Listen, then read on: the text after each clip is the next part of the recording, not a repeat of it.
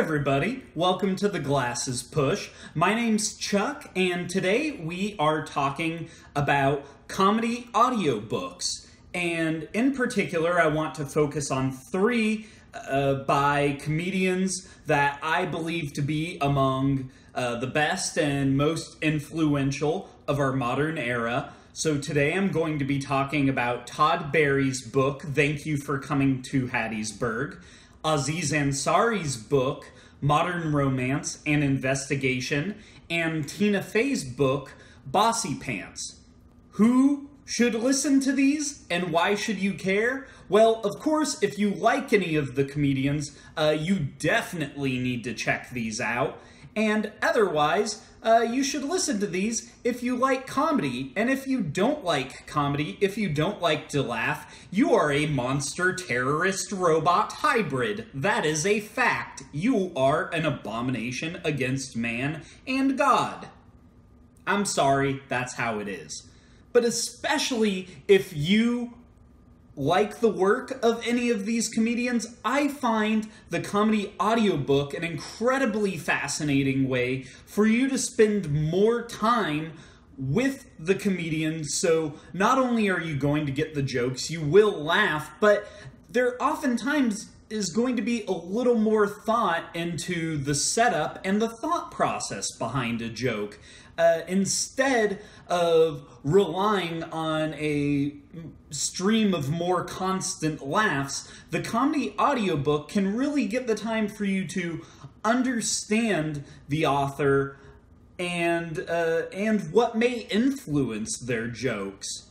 Really, you can't go wrong if you enjoy the comedian, and I believe for the most part with the three audiobooks that I've selected, that they are a fine way for anybody to spend their time.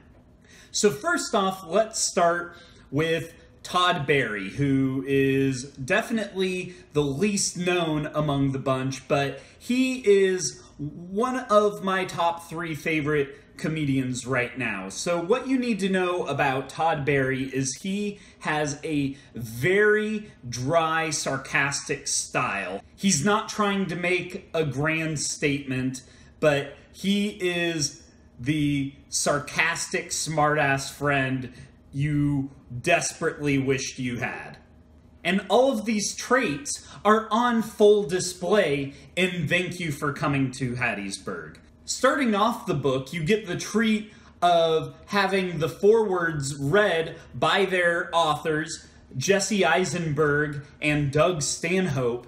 The book starts out with several laugh-out-loud moments during these two forewords, and it also establishes not only the character of Todd Barry as the comedian on stage, who is a little more braggadocious and self-effacing, but then you also have the framing of Todd Barry, the person, who is, on their accounts, very caring and intellectual. Now, the book itself is basically a tour diary of Todd Barry visiting several small cities, kind of the secondary or tertiary markets. Basically him cataloging what he finds in these small cities versus bigger cities, and then just him going about his day.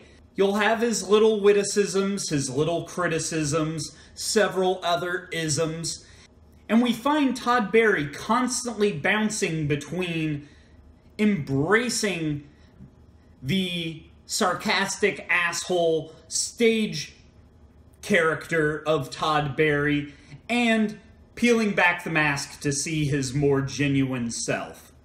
It's a quick-paced book despite Todd's very slow, dry delivery, but having him read it to you, it feels like an extended stand-up special. However, the laughs aren't so constant as with Todd. It's more how he says things than what he's actually saying that can be funny. And especially where the audiobook aspect comes in is because he's so dry and sarcastic. without actually hearing his tone, you may not know when he is shooting straight and when he's, just playing up to his character. Overall, very straightforward tour diary. However, you do see Todd flexing his literary muscles a little bit in the final chapter of the book, where he's having an imagined interaction with some people, and he playfully uses some fun literary devices, and it's pretty interesting to see Todd delve into creative writing that isn't semi-autobiographical. And with that, it really made me wonder if that is an aspiration that Todd has for a future book, and really was one of the highlights of the book, is seeing him delve into something a little more creative and outside the scope of his normal humor. For me, a person who really likes the dry humor, I was in Todd Barry heaven reading this book, and or listening to this book, I should say. And just to clarify, I'm pretty sure Todd Barry heaven is a kitschy coffee shop where people will leave him the heck alone. So what would I rate this one? Pretty no frills in terms of construction, but if you like Todd Barry, this is exactly what you would expect out of a book. I'm going to give it a 79. It's on the upper end of average, which for a comedian whose first album was entitled Medium Energy is, I'm sure, perfectly fine. But please take this as a heavy, heavy endorsement of Todd Barry, and I highly recommend you check out all of his stand-up albums. He is fantastic. So next, I'd like to talk about Tina Fey's Bossypants. Tina Fey's 30 Rock is one of the funniest shows I've ever seen. It is infinitely quotable, and no matter how many times you watch it, there's always going to be some quick joke or reference that you didn't catch prior. Tina Fey starts off Bossypants by explaining what the title is referring to, which is the reaction that people have when she is the showrunner of 30 Rock, which is like, oh, well, how does it feel to be the boss of all these people? And basically the implication there is that this is a question that you would ask a woman and a mother, because there still is some societal expectation that this would be too much for a normal woman, which is, of course, incredibly sexist and hypocritical. And this frames an expectation that the book is going to really delve into these issues of feminism and equality, which Tina Fey often investigates in her comedy. However, what it ends up being is basically an autobiography with, random smaller segments built in, where she'll offer fake advice, question and answers, responding to critics, all peppered in between a truncated version of her life story. There are definitely a lot of segments in this book that are incredibly focused on the female demographic of her fan base, which I understand. She's an incredibly powerful, icon and hero for a lot of women, and rightfully so. There's definitely a lot of funny stuff in there with Tina Fey's beauty tips, because obviously she doesn't consider herself someone that should be giving beauty tips. So the sarcastic, irreverent way in which she handles that is great. However, I believe where the book really shines is when she isn't focused on gender, just sharing illuminating tales of the early days of 30 Rock and her essentially feeling like she's the captain on a doomed ship, making an irreverent show for, a relatively small audience. Or the couple times where she addresses her scar and is talking about how it's telling how people react to her scar and what that reveals about their personality. These elements of the book really show, the strength of Tina Fey, her personality, her determination, and basically her desire to both embrace and eschew labels. Of course, I think a lot of 30 Rock fans will remember the episode where Liz and Jenna have to defend the fact that women are funny. And eventually, the punchline of the episode being that there is a monkey that Tracy Jordan finds hilarious, and it turns out that the monkey is actually a female. And so the point is that if you're funny, and it doesn't matter. The gender politics shouldn't matter. Despite my realization that Tina Fey isn't writing the book for men, the accumulation of all of these scenarios where Tina Fey is having to combat the critics and combat the people who think that, this isn't a woman's place, or that somehow that the balance of comedy means that if there's a team of 6, it's 3 men and 3 women, and that comedy should be about anything other than whether you're funny. So it's something that is interesting to see the struggle, and it's incredibly illuminating, and it's a topic that really doesn't have an answer yet. Tina Fey doesn't have an answer other than she will keep doing her part to kind of level the playing field gender-wise in the television and comedy realm. And while all of that is very interesting from an intellectual aspect, the book really shines when she isn't concerned about those gender issues. However, it is a large part of her career, and her constantly fighting these battles is what has gotten her to this place of prominence. And it's incredibly fascinating, and I think out of all 3 books I'm talking about, this is the one that illuminates the most into who she is and why she is the way she is.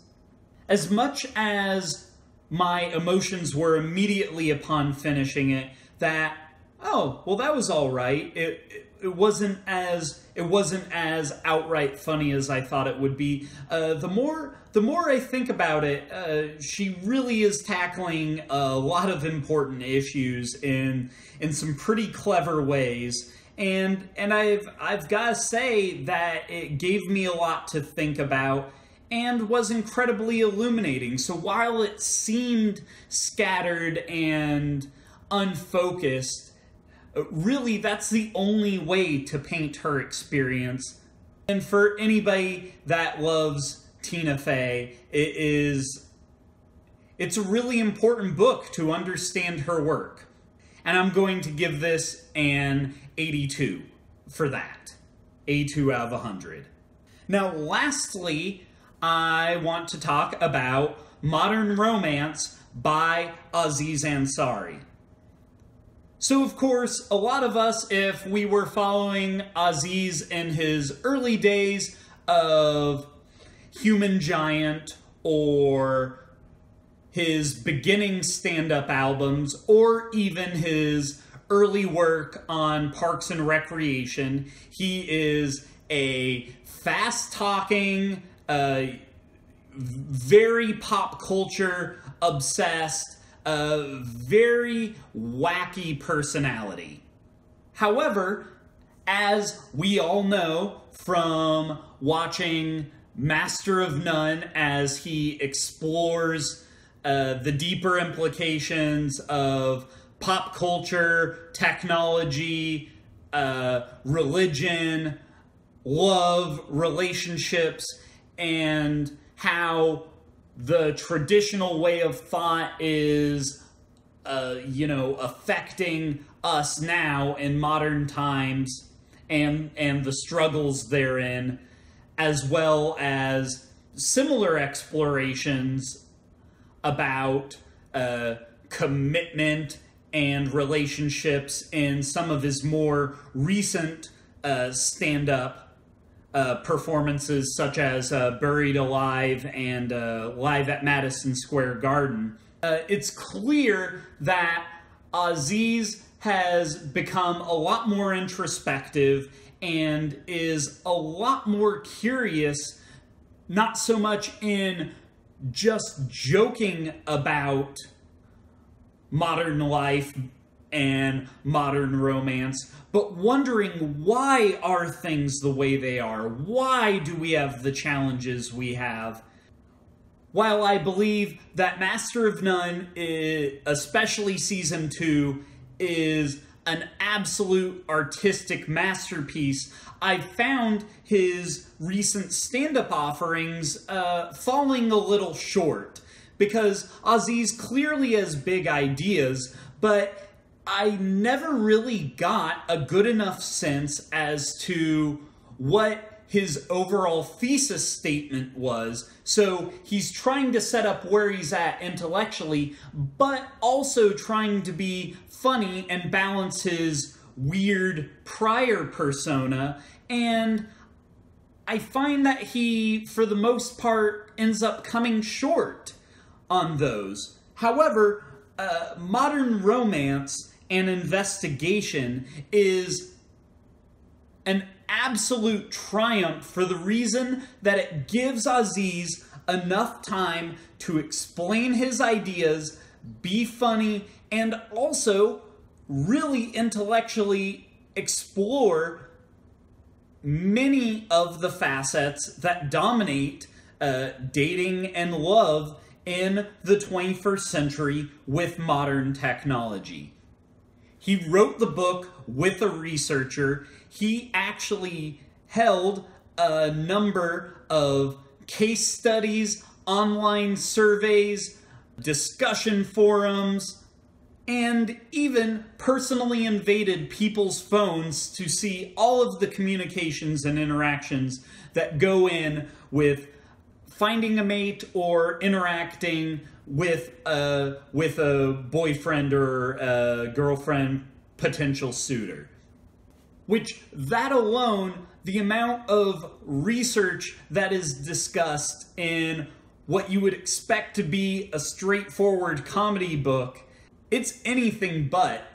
What it ends up being is a research paper peppered with jokes. It was equally fascinating on an academic level, really an anthropological study in how people behave with modern technology, and also just really, really funny. Aziz then is able to leverage the research and trends and joke about it in really clever ways where you never really feel like you're absorbing as much research and as many facts as you actually are. And he especially loves to throw in digs for the audiobook listeners. So in goofing with the audiobook audience, you get a special 5-minute introduction where he pretty much will rip on you for being lazy and listening. And then anytime that there's a visual cue in the book, Aziz will again point out how you're really missing out because you're listening to the audiobook. But then he does an incredible job of describing what's being depicted visually, where you actually never feel like you're missing out.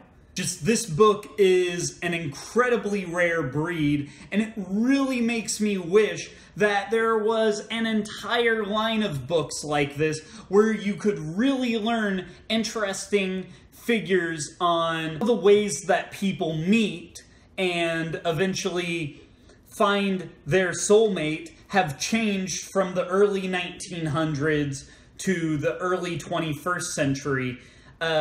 It's fascinating.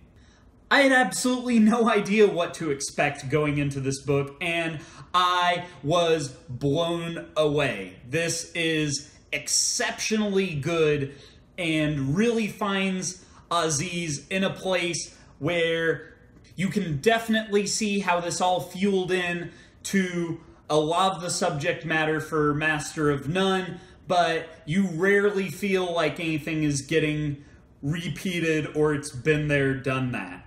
So, for all of that, I'm giving Modern Romance and Investigation a 94 out of 100. This is staggeringly good for a comedy book, and you will learn and you will laugh.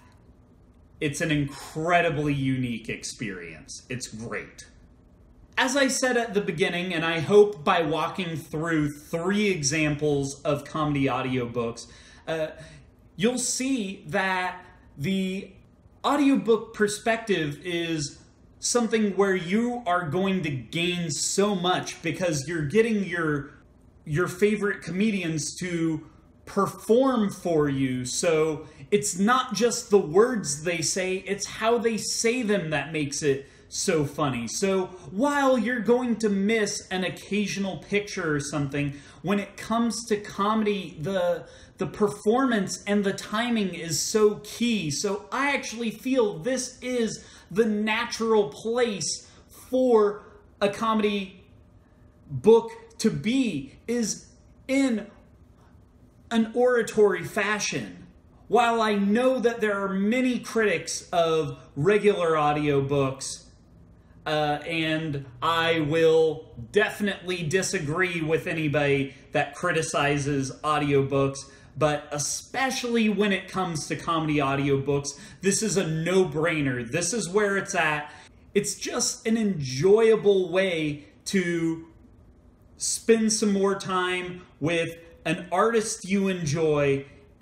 You're able to laugh, you're able to learn, and it is just a very unique experience on all accounts. So, highly recommend these all.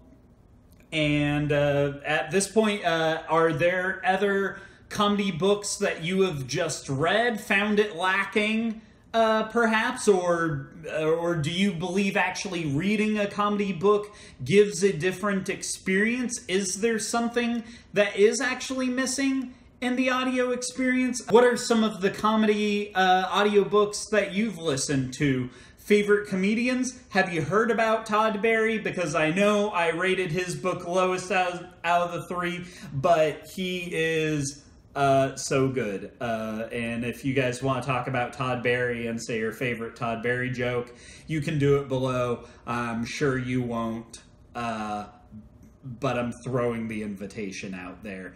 So anyways, from the increasingly inaccurately titled Glasses Push, this is Chuck, sans glasses, thanking you for watching. Please subscribe, please like, please comment, and please come back. Thanks again.